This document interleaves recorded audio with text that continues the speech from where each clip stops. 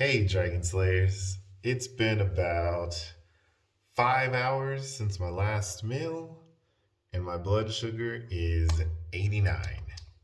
So, my last meal was two pork chops, and I had two pretzels. One was with Swiss cheese, one I believe was Parmesan cheese. They were about this big, about that thick pretzel size. Very, very tasty. So, today's video is all about how carbohydrate frequency appears to be more important than carbohydrate quantity. Of course, you are going to check with your doctor before you do anything mentioned in Ted Naiman's book. But you really want to check with your doctor before initiating intermittent fasting if you are diabetic or are on diabetic medication. You can generally take any vitamins or supplements you want while fasting as long as they don't have calories. But you don't need any supplements as you will be eating plenty of nutrient dense foods every day. You don't have to worry about losing muscle from lack of protein during your fast as long as you eat adequate protein at meals before and after fasting. You will not lose muscle while fasting as you are exercising regularly. And he specifically recommends resistance training, such as lifting weights or doing bodyweight calisthenics. More coming up later in his book. So, following a low carb diet pairs nicely with intermittent fasting, as both improve fat adaptation a great deal. However, it is not at all necessary.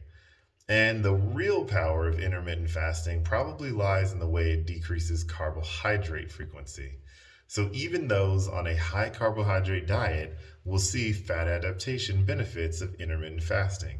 In fact, those on a high carbohydrate diet might have the highest benefit of all. It is certainly okay to eat more carbohydrates and utilize intermittent fasting. It is perfectly fine to exercise while intermittent fasting, either cardio or lifting weights. Lifting weights is better for fat loss and body composition. He highly recommends resistance training for everyone, as this will further your goals considerably. Drink plenty of water and non caloric beverages while fasting.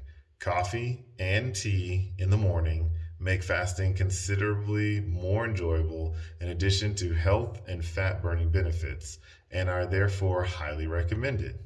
Don't use intermittent fasting as an excuse to eat tons of junk food when you are eating. Continue to eat responsibly, sticking with whole natural foods with high nutrient density and avoiding processed foods as much as possible. So, I can testify that I felt stronger and had way less muscle fatigue and faster muscle recovery when I was lifting weights in the gym on a carnivore diet instead of a keto diet. And I attest this to the significantly higher amount of protein. A lot of keto people out there are afraid of protein, and I'm no longer afraid of protein. I prioritize it. Overall, I enjoyed the carnivore lifestyle much more. And I sort of see the PE diet as a natural evolution. I started off keto, and then I went to carnivore, and then I did ketovore, and now I'm PE. Like, I'm probably going to be PE for life. I see the PE diet as being mostly carnivorous, but with the addition of fibrous vegetables, and it's eating the leanest animal sources possible and optional carbs on occasion, but never with fats, and preferably in the afternoon. The best diet is the one that you can stick to, which is why overall I prefer the PE diet over the carnivore diet. When I was on a strict carnivore diet, I had bowel issues. I would have to be carnivore, no cheating at all, for at least 10 days before I stopped being really constipated. And if I got off track for any reason, it would take another 10 days straight before I could get back on track again. You can see how this can be super annoying and very inflexible.